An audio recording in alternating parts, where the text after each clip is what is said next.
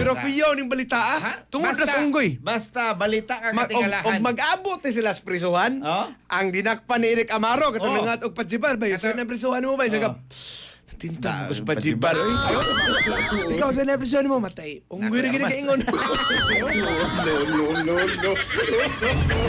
Naunsa naman ning atong magabalita eh. Binato kag Justin Loy sa kanang prisong ka siya. Okay man to. Sagpa na ko. Sagpa na ko. Toy muy haud. Oh. Moy hari siga to sa Siga. prisuhan. Ikaw sa ka Ate pajibar. Dagi ka jibar. Magkamintal sa ka, unggoy sa ingon. No. Mag-api o mag-abot sa prisuhan. Mag-api rin. Apir. May ato'y checks katropang Benji Talisik. Live report. Daghang salamat kada pagpili palalaki nga sige bato pa og magdala-dala armas.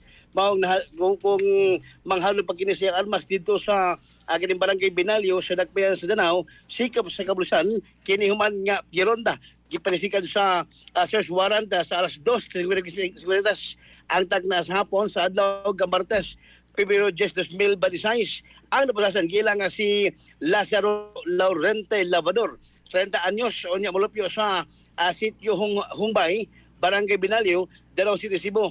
Pinasikan sa search warrant nga giluwatan ni Honorable Executive Judge Maria Josefa C. Penza Ramos sa RTC Branch 90, Danao City, Cebu. Maong gironda ang kini maong panimay ni Lavador. Ang grupo ni Police na Colonel Henrex Bangkulita Hepe sa Danao City Police Station mo nangu sa pag-serve og warrant og search warrant puban sa iyang masagop nga resulta sa pagkaposas sa dinakpan ato sa pagbalronda nakuha ang kini si Labrador og usa ka 38 nga armas si revolver dunay duha ka mga bala pinagi sa mga saksi himpit nga giposasan ang kini mga suspect samtang ang dilakpan sa iyang habig katuman jali kita pagpili pataman niya nga mao kini magdadasig armas tungod kay iyang gipanghandle siyang sa unggoy nga magsigsaga sila pa may og yun man pangilo siya saging kay matuban niya nga mo'y nagkahuro sa saging sila pa naman ito na pamahayag ni akining Labrador kalabrador sab sa kining unggoy nga may hinundan nga nagdala kini armas mao ang armas nga gipalit og 2,000 pesos nga dos siyang kauban aron pang panghadlos pang unggoy kada panjali kada bilip paligorap Play. Play katropang rap-rap. Sa interview sa unggoy. Ayaw. Wa man ko kay gisend katropang Bentals. law ka gina nara Ana aday So, mga istorya na itong unggoy ron. Matay tinood yun nga unggoy. Nagi unggoy na diha katropang Benji. mata pa sa suspect Or kuhaan lang niya. Basta ka suyop ni. Doon na di Princess Utok ba? Lisod, basta bukalawat ng taining rasuna. okay mo sila tarong mga kada panjali Ha? okay mo sila tarong mga kay istorya kini mga suspect So tarong siya istoryahon. Di mo kuhaan ka nang ingon mo hiwim ba mo sapid gamay ana. Mao man mga senyalis. Mo hiwi ba? Negative ko kada panjali wala gid So unggoy gi rason ko no. Kanang lugar na pagya na nga dunay unggoy. Bukid sa kanang binaliw ka trapang dyan. Bukid sa gidinoon. Ito sa barangay sa Danao kada panjali Nganong di naman lang puspos mo iyang giandam. Nga, kinang lagi na. Ang unggoy lisod mo na pusilon kay liabtik man kaya na. Di, og nago kay Baliw Pusing, ito makadugang na Sabi ko to Brabel. Amaw sa hinoon. Palihog ko na ko rap. I-play ko na itong video. Ako mga digital isiko, di ako sa Danao Police Station kay para may tribute ka ba kay nga naman yung gironda ka niya. Ako sibuan, nga nung gironda ka kay o dili ka nasigal ba halong to magdag-armas. Asa ka tinuod eh. Tinood na sir. Kay Katong armas para pang kuan to na ako sa unggoy des amo. para bang Panghadlok ko to sa unggoy para may mga unggoy. Ang unggoy mahadlok ni Karmas. Asig mahadlok sa buto. Oo. Nag-andam lang to sa kwitis. Pwede. pero o sa ning armas. 38 sir. Asa yung galing armas yung ikan eh. Inulian na ako sa tong amigo man largay sir. Yulian ako toki. Toke. O niya, gwapo ba ning armas? Kondisyon pa sa. Pero malagi kay ang mga tao na hadlok kay inay nga ganang ko sila magdadag armas daw. Gawa sa unggoy, usapay mong kuali ganung magdawag armas. Wala, maura tayo akong kuan sir. Diha. Wa gay ka nagihadlok-hadlok sa iyong silingan nga. Wala sir, wala. Pero anong gireklamo man ka? Basin gi ko lang to sila sige boto-boto ka. Gilay to sila kuan. Aso sa ato, kung nababuto, gini ka. Sa Kapila ka ngayon? kaduha sir. Kedua. Ya, namatay ang unggoy. Wala sir eh. Pabotan naman ako. Ang galing unggoy ba? So, lukong ka? Aw mga to sila dem nakaglubi ba. Namay yung tagibantayan. Di ni mo, mangilog saging ni mo. Anak sad. Di mo saging ilogon. Anak sad. Pastilan. So, sa tabi, kasi ikaw makaw saging ilog sa unggoy. So, sa nibasol ka niyon. Nagbasa ko sir. Basta may mong, para ba kasi masilingan? Nawagan ako kung masilingan sir nga. Support lang sila.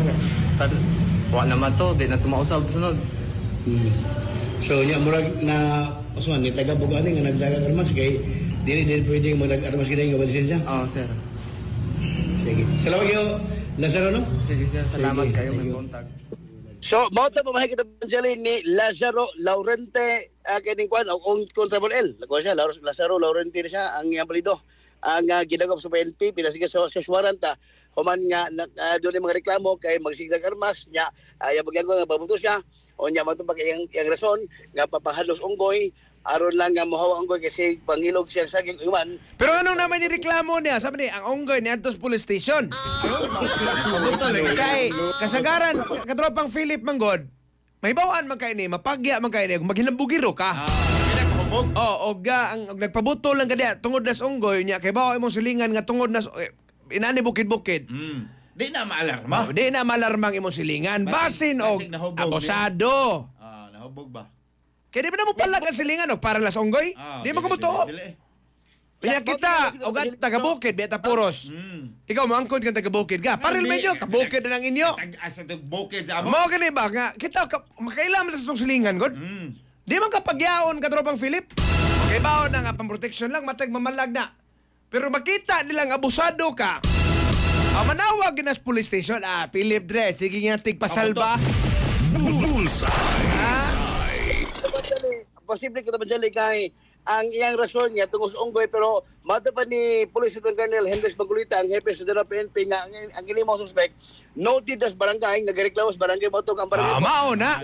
Banjali. Mao na yung rason. Di ka ingon tungod sa unggoy. Yung anong kadada, Diskarte na niya. Di pwede ka tropang Philip, pagdadalag kag puspos di ag unggoy lay mo yung rason. Whistle bomb. Oh, pag buto lay mong gusto. Og dili Pasko di baguntoy barato kay nang kuan. Firecrackers. Lisura.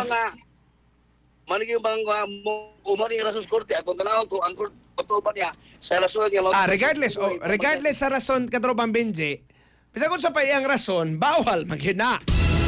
Pero kanini, suway po ko siya justify, pero sige na lang. Iya po ng palusot. Ulit ako pa na eh. Ulit ako na Banjali 30 anyos. Huwag mga anak, 30, bata-bata pa. Daliran ni magkagawas. Ade, kuan pa ni makagawas ni pila may priso ana. Amo plead guilty man eh. Oh, maglibargin eh. Oh, lesser offense. So, reporter mga ni siya 40 ka tuig. No. Ay, nako. Sige, salamat kayo, Katropan Benji. Okay na ito, pag-report sa Dinaupet. Ito pa ang magalimot niya po sa Bagapros. Ganun ay sa Santon Herbal Oil. Sa katulong ng mga panahon sa kilawasan, iyang paghaplas sa Santon Herbal Oil. Hindi mo kini sa Yasdol Incorporated. Bapalit sa pamasag butika sa Ilocano. On board ka sa patrol ka, balik kita pag-Siyadre, Redoblado. Alas sa Igasong Pilipino para sa Pilipinas si Katropa. Tanjit Talisik, XFM News. XFM. Report.